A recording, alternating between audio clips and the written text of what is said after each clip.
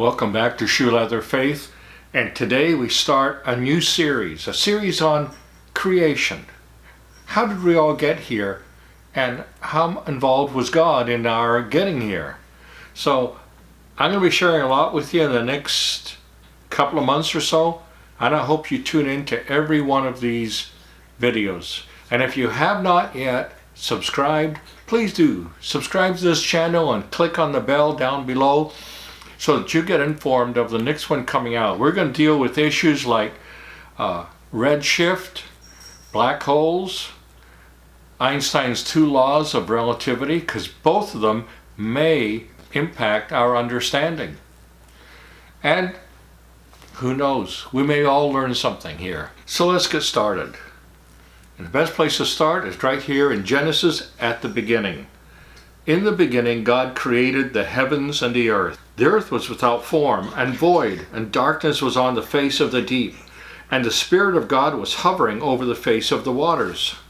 Now I take those two verses, particularly the first one, to be a kind of an abstract of the entire creation. It's not until verse 3 that we actually get into the days of creation.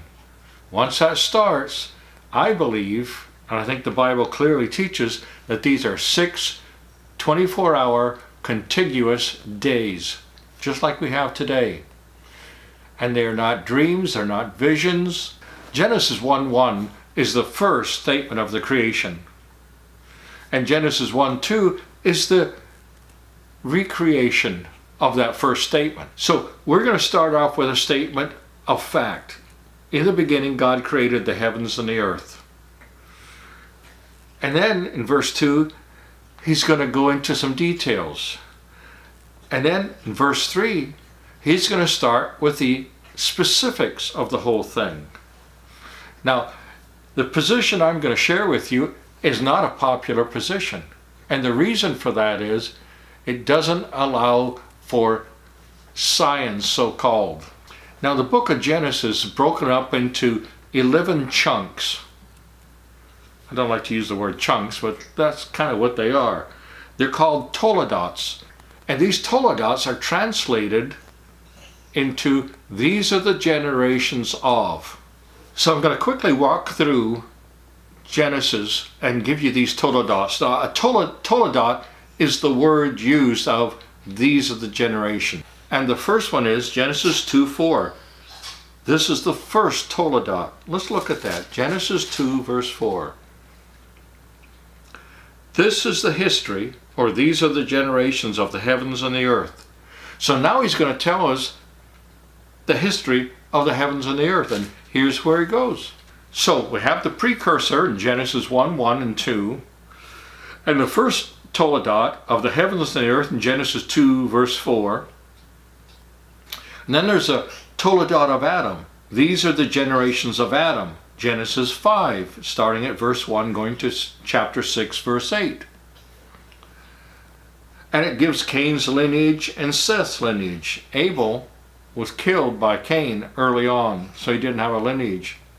And then there's the toledot of Noah in Genesis 6, verse 9, through chapter 9, verse 29. Then the toledot of Noah's 3 sons in Genesis 10:1.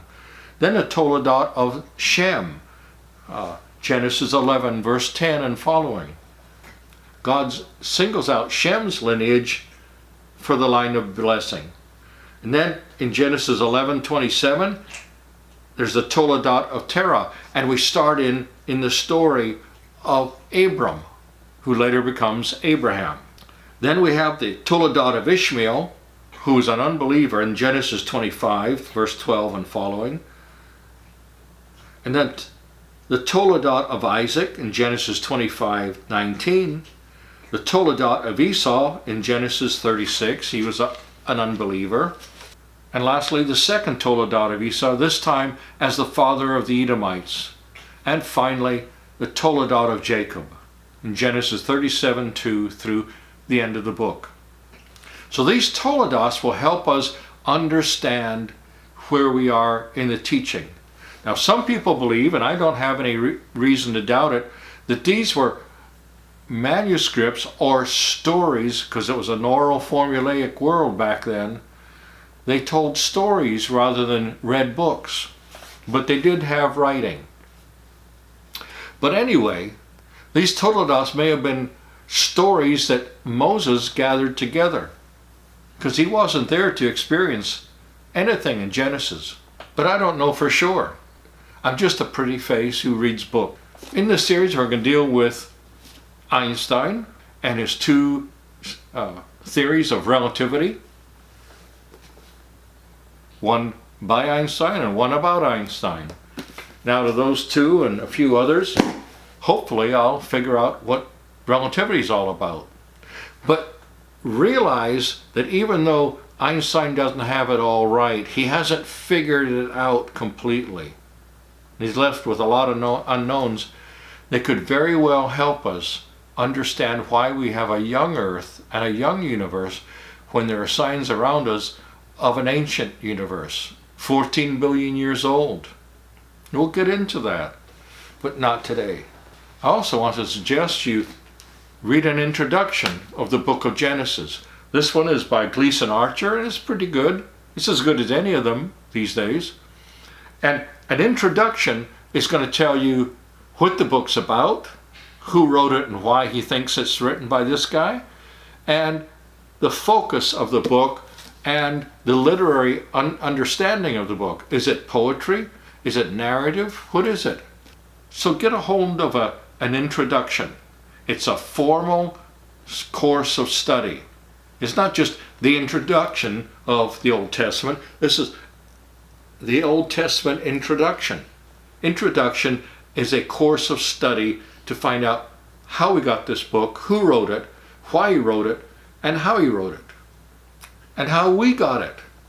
So you need to read into introduction. And then I might suggest a couple of commentaries. This one is by John Davis, a man I trust, and it's called Studies in Genesis, Paradise to Prison. He has some introduction in the beginning of the book, as all commentaries, all good commentaries do have some introduction. Who wrote it and why? So I encourage you to get a good, solid academic commentary, and I've got a few of these that I'm going to be bouncing back and forth. And here's the granddaddy for me is Kyle and Delitzsch, Commentary on the Old Testament, Volume 1, the Pentateuch. And there's a lot of great information there. It takes some sledding to get through a book like this, and they didn't write this. Kyle and Delitzsch didn't write this commentary to make it easy for you to understand. So it takes some sledding, but books like this will really help you understand what Genesis is all about. So let me give you a few general theories of Genesis, the Genesis creation, if you will. One, there's the gap theory, and the gap theory says between Genesis chapter 1 verse 1 and Genesis chapter 1 verse 2, there's a gap. And what happened in Genesis 1:1 was obliterated, and because of God's judgment on the world at that time. Genesis 1:1 is the first creation, and everything was perfect. And these gap theorists hold to the idea that Genesis 1 verse 2 is a recreation of the world after God judged it. Now, we don't know why God judged it, but these gap theorists believe that it was Satan's rebellion against God. Well, it could be, but I doubt it. I believe that Satan was created on about the third day of creation, and I'll tell you why when we get to that, but not today. Those of you who are interested in some weird stuff, if you read John Milton's Paradise Lost, he believed in the gap theory. And we find out from Paradise Lost that there's a common belief that Adam was married before. Guess what her name was? Those of you who are Fraser fans or Cheers fans, her name was Lilith. And she was a demonic being. But anyway, we don't have to get into that, but just for curiosity's sake, Lilith. And if you're going to look it up, look up Lilith. But what the gap theory allows for is an unspecified amount of time to transpire to allow for distant starlight to arrive on Earth and for the rocks to age. It allows for a 6-day creation without demanding that the Earth is young. There's no need to harmonize with Old Age geology and New Age theology, because Genesis 1:1 gives you the excuse to say, well, see, everything's old, and starlight came 14 billion years to get here, and that's not a problem, even with a 6-day creation. It assumes that Satan's rebellion and fall caused the chaotic collapse of the first creation. Then there's the revelational day theory. In other words, in 6 days, God revealed day by day how he created everything. And each day he revealed it to Moses, and Moses wrote it down each day. But there's no evidence in the text at all that these are visions. The strict understanding of this text in Genesis is that this is narrative, plain and simple.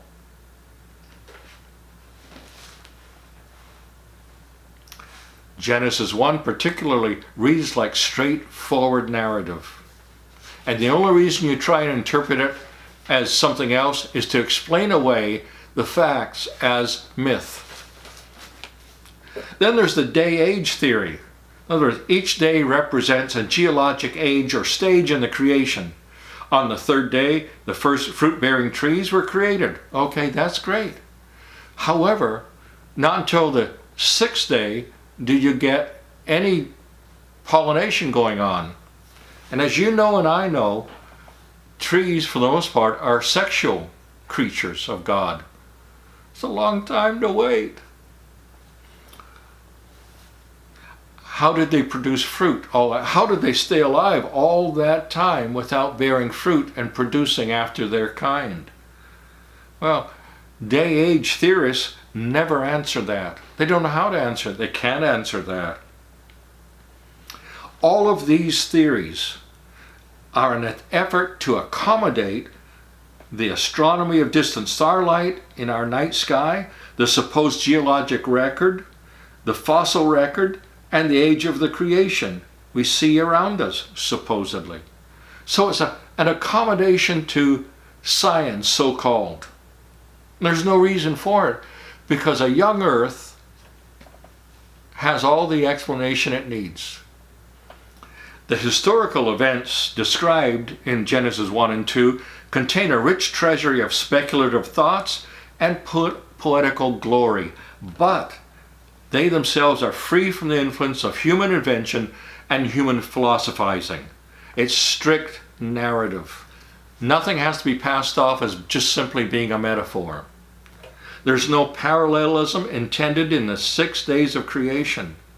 The reason some scholars look for parallelism in the Genesis creation account is to file it under poetry. Once you file it under poetry, it can mean anything you want it to mean.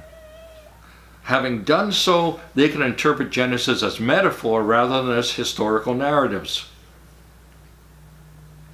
And if you think of it, the Genesis creation story is the foundation bedrock on which the entire Bible stands. If Genesis 1 and 2 is not narrative, then Jesus was duped. He understood something that is clearly a lie, according to some scientists. So, as we get into that, and we will get into it, I want you to realize the stakes involved. The first chapters of Genesis have everything to do with the trustworthiness of Jesus Christ, of the rest of the Bible, of the efficacy of the gospel of Jesus Christ, of his atoning death on the cross, of his resurrection. If you can't trust Genesis 1 and 2, you can't trust any of it. So we're going to get into this, and we're going to talk to Einstein and see what he has to say. We're going to talk to Old Testament scholars, dead and alive, and come up with explanations of what we see around us.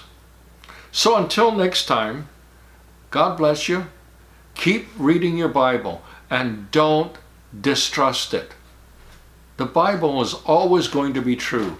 And I'm starting off, as I always do, with an attitude that the Bible is absolutely true in its narrative. So, until then, take care. Keep reading your Bible.